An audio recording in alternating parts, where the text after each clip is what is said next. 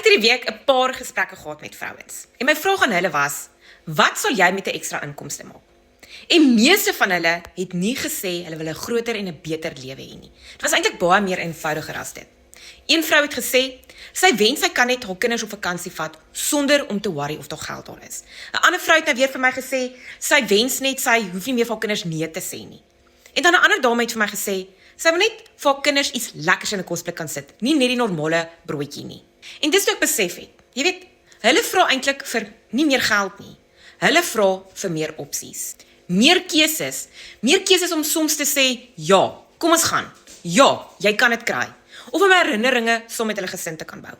'n Keuse om iets vir haar kinders te kan gee sonder onmiddellik te dink, maar waar gaan die geld vandaan kom? En vandag is dit Saterdag, 'n paar dae voor payday.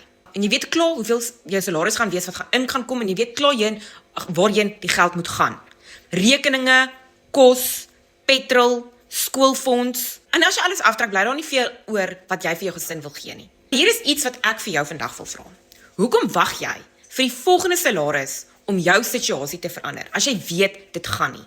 Want as jy elke liewe maand moet wag vir die volgende salaris en die volgende maand, gaan jy waarskynlik op dieselfde plek eindig. Jy hoef nie jou werk te los nie, en jy hoef nie jou hele lewe om te gooi nie.